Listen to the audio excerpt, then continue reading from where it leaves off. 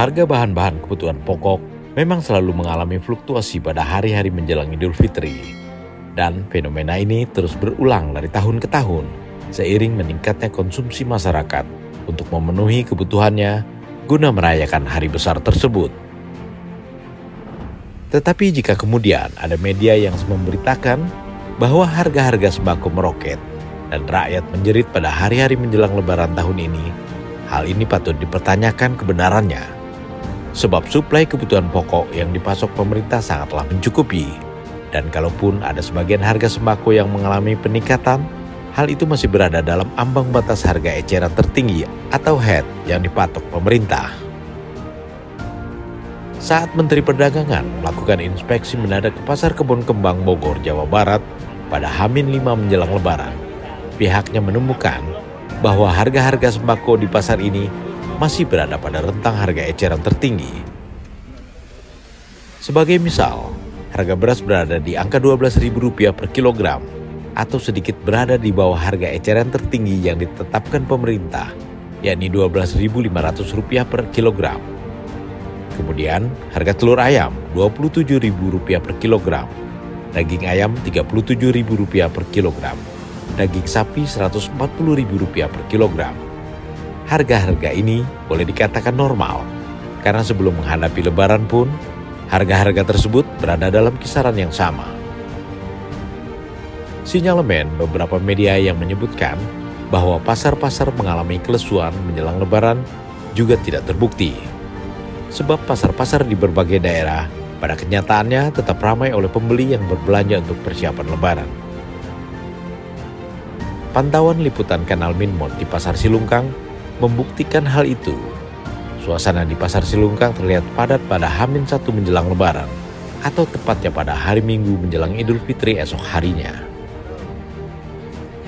Harga-harga sembako di Pasar Silungkang dan juga di Pasar Payakumbuh terpantau normal, atau tidak mengalami banyak perubahan dibandingkan dengan harga-harga pada hari biasa. Hanya cabai, bawang, dan kentang yang mengalami kenaikan harga sekitar 10%, lantaran hari-hari sebelumnya sempat diguyur hujan. Namun kenaikan harga tersebut boleh dikatakan relatif stabil jika dibandingkan dengan kondisi pada hari-hari Lebaran tahun lalu yang sempat mengalami kenaikan harga hingga di atas 50%. Dengan kata lain, kondisi Lebaran tahun ini jauh lebih baik dibandingkan kondisi Lebaran tahun lalu. Hasil inspeksi Dinas Perindustrian, Perdagangan, Koperasi, dan UMKM Kota Tangerang, Banten seperti diberitakan bisnis.com juga tidak jauh berbeda. Harga-harga di beberapa pasar di Kota Tangerang terpantau normal dan masih berada dalam harga eceran tertinggi yang ditetapkan pemerintah. Begitu pula hasil pantauan kantor berita Antara di Pasar Sambas, Kalimantan Barat, seperti diberitakan antaranews.com. Harga-harga di Pasar Sambas menurut Antara News bahkan ada yang mengalami penurunan, seperti harga cabai dan sayur-sayuran lainnya. Sedangkan harga daging ayam dan telur mengalami kenaikan akibat meningkatnya permintaan, namun tetap berada dalam kisaran harga eceran tertinggi. Harga sembako yang relatif stabil juga diberitakan oleh Garuda TV. Hasil liputan Garuda TV pada H-2 menjelang Lebaran di Pasar Klender, Jakarta Timur, membuktikan bahwa harga bahan-bahan kebutuhan pokok di pasar tradisional tersebut relatif tidak berubah dibandingkan hari biasa. Kalaupun ada kenaikan harga pada beberapa komoditas, besaran kenaikan itu hanya berkisar Rp1.000 hingga Rp2.000. Kenaikan harga sebesar itu menurut para pedagang masih terbilang wajar. Apalagi jika dibandingkan dengan kenaikan harga yang terjadi pada Lebaran tahun lalu. Biasa, nggak ada. Bu, ya? Iya, Kenaikan ya, Bu, ya? alhamdulillah nggak ada. Untuk dari tahun sebelumnya gimana, Bu? Ya tahun sebelumnya mah naik kayaknya. Naik ya, Bu, ya? Kalau Saat sekarang ini enggak ya, Bu, ya? Iya nggak biasa. Kalau bawang berapa, Bu, satu kilo sekarang? Bawang merah sekilo 55. Kalau cabai? Cabai apa tuh? Cabai merah? Cabai merah 70. 70. Iya. Semua stabil, Bu. Rawit merah cuma yang mahal 12.120 rawit merah. Berarti nggak ada yang kurang ya, Bu, ya? Iya nggak ada, alhamdulillah orang udah biasa tuh yang rawit merah.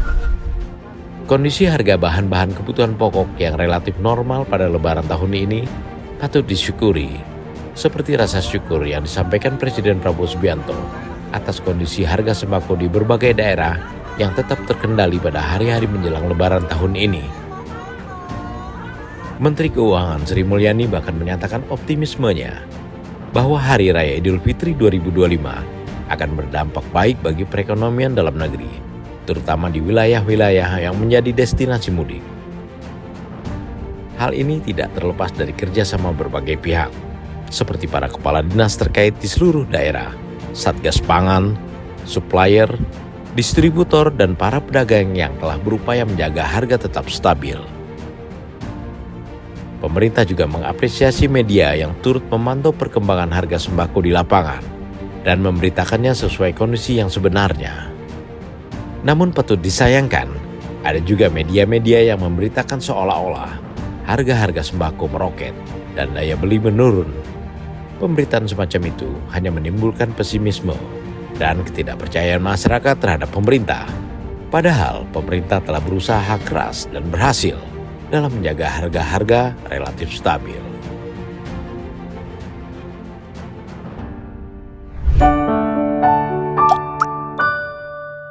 Men of our time.